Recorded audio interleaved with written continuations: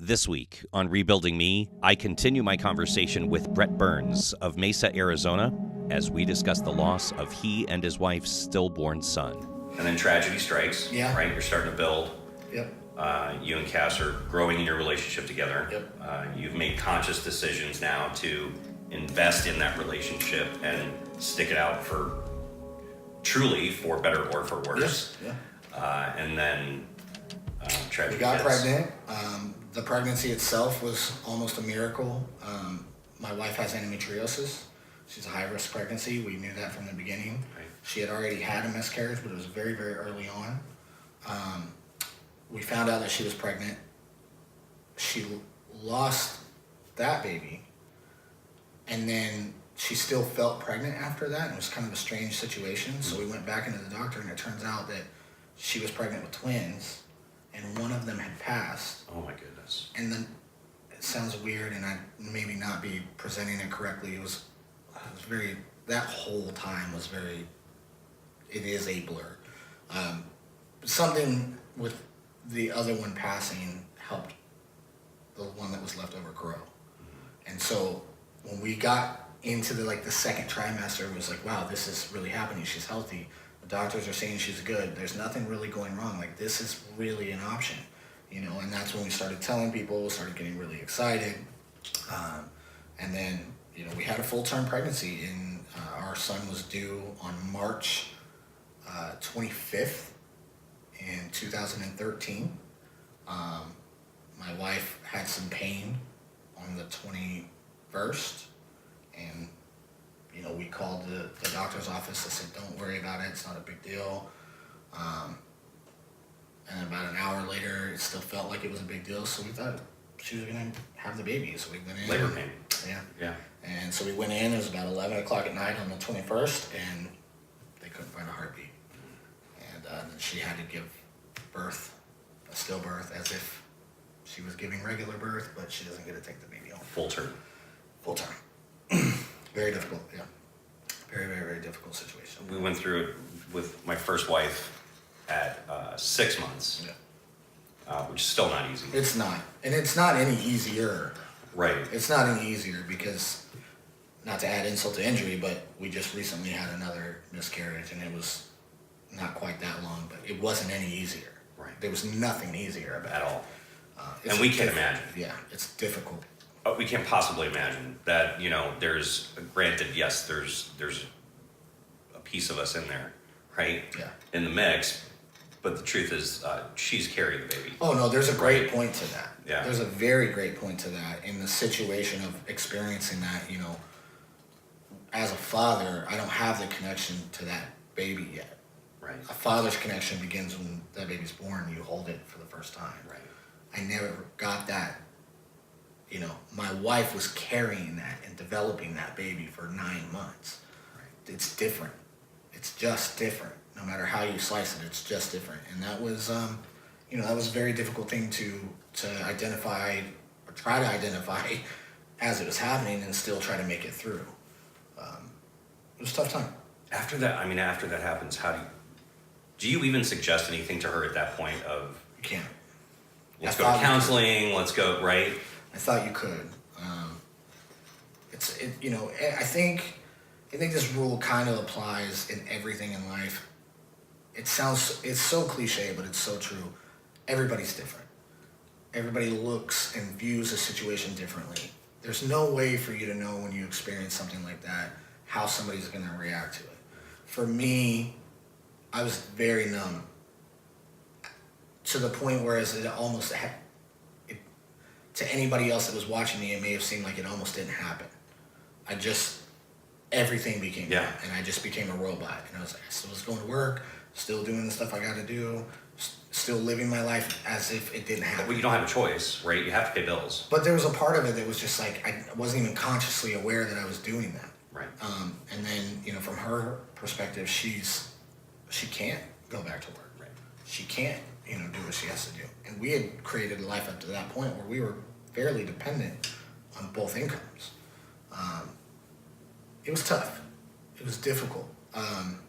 There was a time I said, you got to do this. You have to do this. You got to do this. You got to do this. And then it hit me like a wave what had happened. And then I had... How long was it? Probably a year. Wow. It really was probably a year before I really kind of started struggling. And the only thing about that year before that is I've always, luckily enough, and I don't know where it's came from, I've always had this intrinsic ability to put other people before myself. Even during my selfish years. Even during the... Yeah. There were times where I was extremely... There were times where I was extremely selfish, but in serious situations, I've always been some sort of protector. So that first year, I really just tried to be there for her. And I really kind of just let her do whatever she needed to do. And it wasn't beautiful. I mean, at all. There was nothing wonderful about it. It was hard. It was difficult. There were times where we weren't going to make it through. Right. We were this close to not making it through. But it was, I think, because I was able to do that, when it came time for me to not be able to do that, she was in a place where she could be there for me. And we really kind of just played off each other really well. Amazing. No, it really, I mean, when you look at just the data on people that experience these things, the amount of people that stay together after something like that is very low. It's very, very low. It was never an option for me, but I'm not the only one whose option matters, right? The fact that we're together is always incredible to me. And on a daily basis, it's something that I'm just in awe of, thankful for, grateful for, and just appreciate, because it was hell. It literally was living hell. And to make it through that was a great thing, I think. It made me a much better person. That was the change. I mean, that really was the, burning to ashes and rising again as a phoenix metaphor. That was it.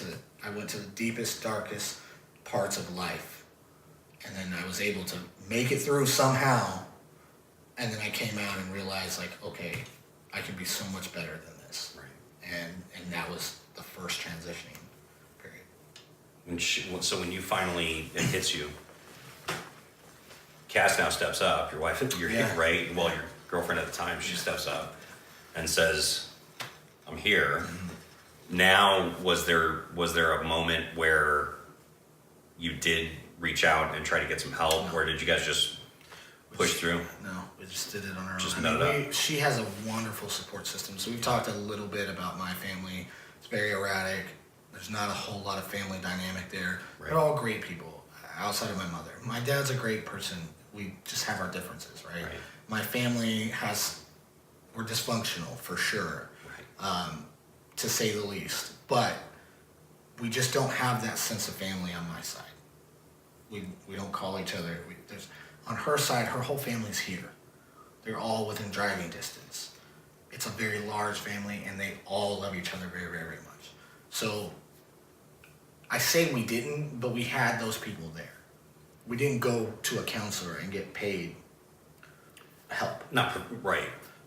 We didn't join any, free support groups. We didn't do any of that. Actually, what I will tell you, though, is my wife did, kind of. She joined this mailing list of people, of women that have gone through that, and other women would write her cards and letters, and that was very helpful for her. I remember that being very helpful for her. At that time in my life, I was still very angry, I think, about it. And I just couldn't believe that there was anybody that could help me. Because how can you help me go through something you haven't gone through? Right. And then the few people that would say that they had gone through something else would also in that same sentence tell me that they didn't make it through. So my perspective at the time, which is a completely incorrect one, but where I was in my headspace was, how am I going to allow you help me when you didn't? My goal is to stay together with my wife. You're telling me you went through this, but you didn't do it. I don't want that help, And I was very much, I had walls up. I was very much, put that out. If I can't do it 100, I don't want any of it. It's been me a lot too. Yeah. Which is, can be a good thing, focused properly, but for the most part, it's detrimental. So, what's today like? Because it sounds like you guys are in such a much different place, headspace, getting to talk to you and reconnect, man, over the last few months has just been amazing, because I now I'm getting to know you all over again. Yeah. Like, it's still you. Yeah. I mean, it's still Brett. There's still parts of me hanging around, wild, man. Yeah. We all go through our change, our growth, and our metamorphosis, but you are, I mean, in some ways you're a different guy, but in some ways, I mean, you're Brett. Like, it's not, you know what I mean? Yeah. So what is life like today, and what do you think are the main differences between 10 years ago and today? Perspective, patience, and understanding. I think those are the three kind of keys. You learn very quickly, if you pay attention, that your emotions are a wonderful thing, but they also can steer the ship. And they shouldn't be. I've always I read it maybe in a book somewhere, maybe I made it up, I don't know, maybe I took it from different places, but I've always said, like, your emotions are kind of like the wind, but you are in charge of the sails. You're the rudder. So it's important, you have to react to your emotions and understand them in order to get where you're going. You're not going to get rid of them. They're not going to go away. They're biologically in you, right? It's a part of how your body functions. But when I first started understanding and realizing and spending time not letting them control me and rather directing myself with them, life became easier. Even going through things, tragedy, right? So for now, my days are just waking up, and another analogy I like to use, if you love yourself, if you get to a point where you love yourself so much that you have your cup is full of love, it overflows. And when you have an overflow of love, you give love to other people. You get to be kind, nice, generous, all the wonderful things in life that make you feel good. If you're deficient, you try to take love from everybody else, right? You try to fill up your cup. My days now, my cup's full. I am to a place where I've accepted who I am. I love who I am. I know that there are still things to work on. If there's nothing to work on, then there's not a lot of direction to go in life. There's still things that you can do better and that you want to be better and improve on as a person and as a human being. But for the first time, I would say over the last 3 years, for the first time in a very long time, maybe ever, I'm happy with who I am. Yeah. And that is a totally different life. Because now all of a sudden, what you have, what you're doing, what other people are doing doesn't matter anymore. Right. It just doesn't. To give perspective, when I made that decision to get a job, me and Cassie got an apartment in Scottsdale off of McDowell Road, not the nice part of Scottsdale, not uppity spots of Scottsdale, the part where all the strip clubs are. Right. Terrible apartment. Yeah. We had nothing but a bed that was given to us by her family member whose best friend had just passed away. It was a 10-year-old bed. Oh my goodness. Right. That's all we had. Right. That's it. We used to read books to pass the time because we didn't have a TV. Or we would go out to the bars and waste all our money drinking down in Scottsdale and get a ride home. Right. The point is, from there, within 10 years, we now own our own home. We now own our own vehicles. We now are able to take vacations. We're able to help our family members when they need it. That's a big one. It's a big one, right? Oh my gosh, it's a big one. It's huge. Right, and rather than being the family members or the kids that always go to the parents and we just need $20 for gas, or we just, whatever it is. It's important to note that path to get there, we had plenty of that. Yeah. Our car broke down. Her grandmother had to help us get a new car under her credit because our credit wasn't good enough, right? Along the way, these things happen and you need help from people. Absolutely. But now we're to the point where we're the ones so that are helping. fun. And it's, you send the elevator back down, right? Yeah. And by no means have I made it in life, but I'm happy, and I think my wife is happy, and we don't need much more than what we have, which is a great place to be from what I feel now as young as we are. To be able to be at that point, it's great. And you've been so supportive, man. I mean, at the minute that you found out that this project was starting and that we were going to, start really sending the elevator back down, right, to grab other guys and say, look, there's an easier way, not an easier way, but there's a better way to do it. Yes. Right? And you don't have to go through that journey of, some people do, but you don't have to go through taking all the hits, right? The school hard knocks version of life. Work smarter, not harder, right? Right? Yeah. I mean, it's still hard work, right? Life just is. Very much so. But there's ways to really set yourself up for success properly, and not, trying to beat life into submission. Yeah. Like exactly what you said earlier, right? About the difference in the last 10 years. But you've been so supportive, man. And that's one of the things that I just absolutely cherish about our friendship is that even after this huge gap, right? And I'm the first to admit, like, I disappeared. I fell off the face of the earth with a lot of folks over the last 10 years. Some of that was travel, going to Ohio, going to Texas, and but going through all the high conflict stuff with the divorce and visitation with the kids, and a lot of that weighed on me too. And now I'm with you 100%. I had that moment in the mirror of saying, look, I love you. Like me, right? Yeah. And that changed everything. And now finally at a place after 10 years of having that desire to reach back out and to help other guys, you were one of the first people, really, you were the first person to jump up and say, oh my gosh, how can I help?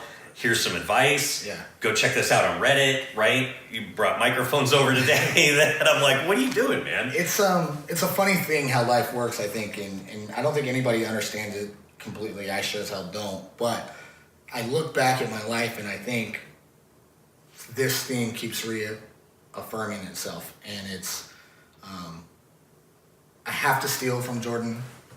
I know you don't like mentioning other people, Jordan Peterson. Oh, I love him. No, I'm good with mention whoever. So, Jordan Peterson, when I found Jordan Peterson, I just don't want to get sued. Right. I just don't want to say the wrong thing. Right. For the attorneys out there, for Jordan's attorneys.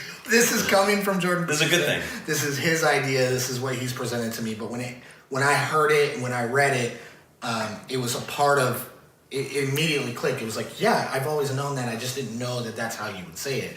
Right. So one of the things that he talks about in some of his lectures is that who you are as a person, as yourself internally, is just this kind of thing that's drifting through life. And as you're drifting through life, you're accumulating things, your experiences, your moments, the people that you're touching, the situations that you go through. It all kind of becomes, for lack of better terms, baggage. And as you get more and more baggage, you start slowing down, right? And there is something that you need to do, which is found in every other part of nature, which is burn it off. So he uses the term and likens it to deadwood, right? So burning off deadwood as you go. And I think, when we talk about our situations, what you went through about tracking off in Ohio and disappearing off the map and going through what you've gone through, and mine about bouncing around and going away, and, there's a portion in your life where you become who you are right now is a product of everything that's touching you and everything that's surrounding you. Absolutely. And you've got to go burn it off. And when you go burn it off, now you get to come back and you're able to carry more, right? A tree is able to carry more limbs and bear more fruit once the deadwood's been burned off. So now we have farmers that specifically go do that.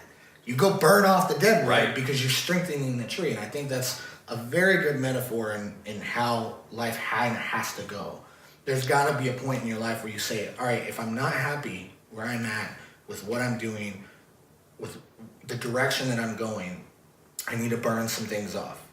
And it doesn't have to be as difficult as a path that we've taken to do it, because if you're aware of it, you can do it on your own terms. Right.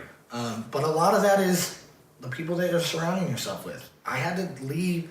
There are people that when I left, I've never talked to again. I've just never talked to them again. Does that mean I think that they're bad people? No. Does it mean that I hope that they have bad things happen to them because maybe they did some bad things to me? No, it just means they weren't matching where I wanted to go, and they were too heavy to keep carrying. Right. And I needed to let them go. And what happens is you go off, you burn it off, and you come back, and then you find somebody else like this doing similar things, and you're like, oh, well, this works perfectly. Right. You know? And I think that's a lot of, when you have a friendship or when you're just good people doing good things, it doesn't matter how many, like there's no point in my life over the last 5 years where somebody stopped talking to me or went off and did something and then came back where I was like, I'm angry with you because you left and you weren't in my life. You know what I mean? Like, I'm thankful that you came back. Right. I was very grateful for the time that we had. Right. You went off and did your thing. I'm happy you're back. You know, there's a different perspective and mentality that comes with those type of things that, you know, I think if you're asking yourself or you're saying to yourself or you're finding yourself in a situation where you're angry at somebody else for not spending enough time with you or not coming around. The lack is here. The lack is here. 100%. The lack is here, right? Like, and that really permeates through the rest of your life in every relationship, Right. Whether it's work. I have a rule at work right now. If I haven't heard from my boss in 6 months, I'm happy. Things that must be going well because, you know, otherwise you would be, hey, you did this, hey, you did that. Right. Same thing with my wife. We're at a point in our life where we travel for work. If we aren't to the point where we're secure enough with ourselves and our relationship, that's a giant problem. It's not a problem for us. If I don't see my wife for 3 weeks or she doesn't see me for 3 months, yeah, it's not fun. It's not what we prefer. Right. But we've chosen that that's the best decision for our family at that moment. And when we get to see each other, it's just that much better because now I'm grateful that you're back in my life. Yeah. And I get to see you and I get to touch you and we get to be husband and wife. Of course. I think that's the difference. That's the main theme of life is you have to burn off what's holding you back and you have to latch on and hold on to what's keeping you growing. 2 or 3 resources that have helped you. You already mentioned one, and he's huge. I think Jordan Peterson, I think, has a very interesting brain. Just his whole thought process, right? And the way that he has the ability to work through logically from start to finish any thought. Yeah. Give him anything. Yeah. Okay. 1, 2, 3. Let's talk about the premise. Yeah.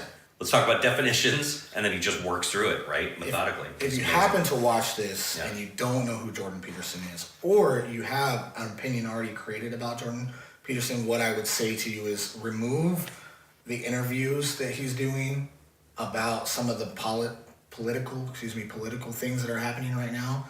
Just go to his YouTube, go all the way back to the beginning and watch his lectures as a psychology professor at the University of Toronto. Just watch those. Right. That's where you're going to get why Jordan Peterson got the following that he has today. You have the media spin so many things and present things. You can do so much. There's been so much recently that he's just come under fire and whether you agree with it or not is not important, but that's not where I'm getting or what I would recommend as a resource. Right. What I would recommend a resource is his lectures. His lectures have opened my eyes to things that, like I said, it was this profound moment in my life reading his stuff and watching his lectures where I'm like, I already know this. It's already built into who I am. But this person is presenting it to me in a way where I now understand it. Light turns on, you're like, whoa. I mean, from the moment that I found what we just discussed with the Deadwood, and I was like, that's it, right? I spent the next 2 weeks, 4 hours a day watching. Setting trees on fire. No. That's not what it means. Don't go out to the forest and set trees on fire. But no, just digesting Jordan Peterson's stuff. So I would highly recommend that. Before Jordan Peterson, I would say the guy that got me through a lot is Eric Thomas. Oh, yeah. Eric Thomas is... How do we get him here? Dude. I'm serious. Lots of money at this point. Yeah. True. At this point.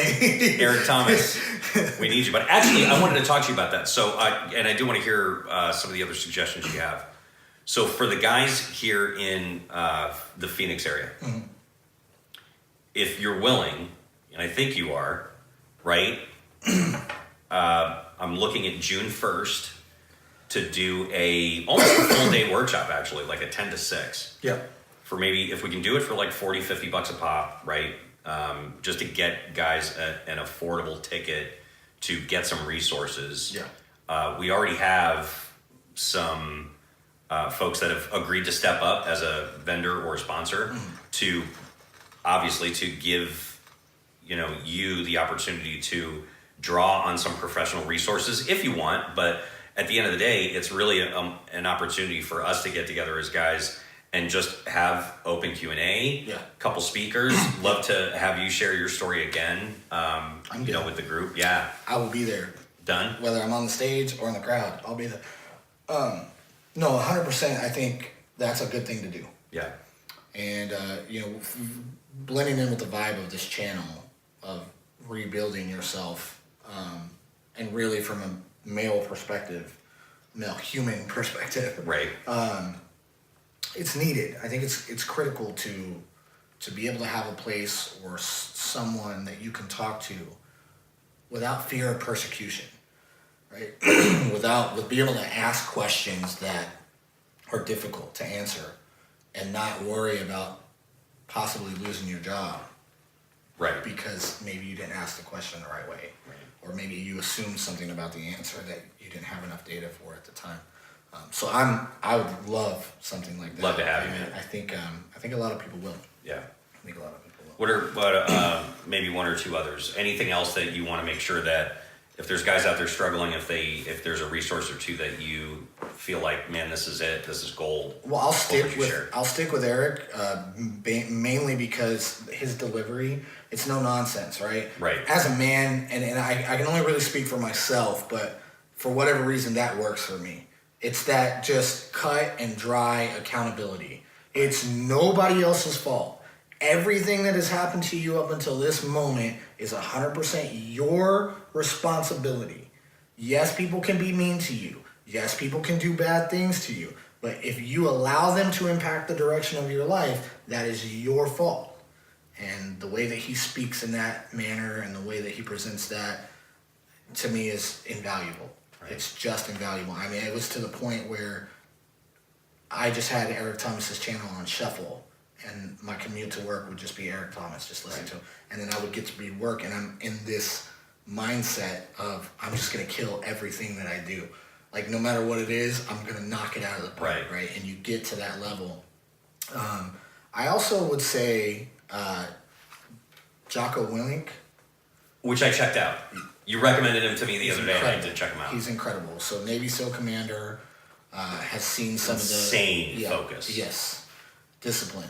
Yeah. Just, there's a different level of living life that way, right? I love his show too because it's like shadows and like just very direct lighting, and it's almost mysterious. It's almost like a what's the with the masks?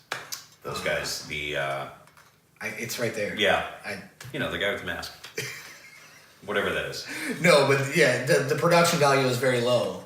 They almost no. I like it. I mean, it's great. Yeah. I love it too. But there is almost no production. It's a camera, two guys talking into a mic, and they read questions from email, and then they talk about it from their perspective. They keep it it's like very intense. That's right. Jocko, It's right? dark. It's super intense. But one of the things about him is it's very similar to Eric, but just on another level. Like, Eric is showing you, like, this is what you're capable of doing, with just focus. Jocko's like, people are capable of way more than what you think. Like, pain is not a threshold. Obstacles are not a threshold. He's seen the absolute worst of humanity, and he's seen the best of humanity at the same time overcome the worst of humanity. Right. It's just an amazing, very interesting thing to do. Very military focused. That might turn some people off, but for me, he's awesome and very motivating. And then the last thing that I would say is probably Mike Rowe. Okay. From Dirty Jobs. Yeah. One of the things that absolutely changed my life, perspective-wise, was just a little video he did for some college. And the premise of the video, I think it was about 5 minutes long, 6 minutes long, but the premise of the video is that everybody tells you to follow your passion. And he said, don't follow your passion, follow opportunities. You know, for me, that spoke very clearly to me because, you know, forever I was like, well, I want to be a rock star. I play guitar. I want to be a rock star. I'm not that good of a guitar player, right? You know what I mean? You can get there with enough time and focus, but, right?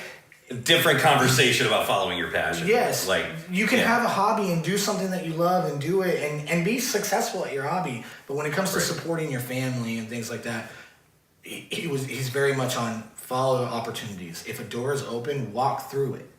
Don't ignore that door because it's not painted the way you want it to be painted.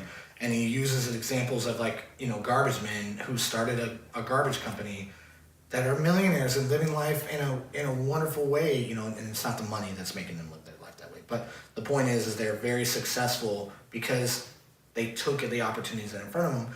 That's worked for me. I'm a high school dropout. I only have 10 college credits, you know, it's in my name. I'm very uneducated when it comes down to it. But then moving from that point forward, I'm still been able to find a way to be successful, and it's 100% from just working harder than every single person around me and walking through the doors that are open. Did I know that I was going to be in data center work 5 years ago? No, I was taking calls. Inbound, I thought that's what I was going to be doing for the rest of my life. And then I learned a little bit about networking, and a networking job came up, and I was like, oh, I'm learning about this, and I'm becoming pretty good at it, so let me take this job. And I worked in a knock. And I don't know, for anybody that's listening, when you talk about the networking world and the IT world, it's very segmented. So if you get into one of them, you usually don't change to another one. So I think I'm going to be in a knock for the rest of my life, and that's my career, and that's what I'm doing. And then a data center job opens up, and I'm like, I don't know anything about it, but it's an opportunity. And now, you know, by no means have I made it, but to me, this is the first big boy job that I've ever had. You know, but to be able to get there didn't have this planned out. You know, I didn't say 10 years ago, I'm going to be a data center engineer. And this is how I'm going to do it. And, you know, I think there are people in life that can do those things. Somebody that, I want to be a doctor. I'm going to be a doctor. So I'm going to go do it. But I think it's so small percentage of people that actually do that. And I've actually talked to a few doctors who, they had the intention of being a doctor, but they thought they were going to be a doctor in a hospital, and now they're a foot specialist. You know what I'm saying? Or now they became a doctor and they turned into a surgeon. The point of all of that is Mike Rowe's content generally focuses around stop trying to plan every little thing, because then when one thing goes wrong, you get really upset about it. Just adapt. Live and adapt. Join me, Sal DiGuardia, every Saturday morning, 6 a.m. Pacific, 9 a.m. Eastern, for another one-on-one interview on Rebuilding Me. And be sure to come back every Wednesday for Rebuilding Me, Brick by Brick. And remember, subscribe is good, but bell is even better.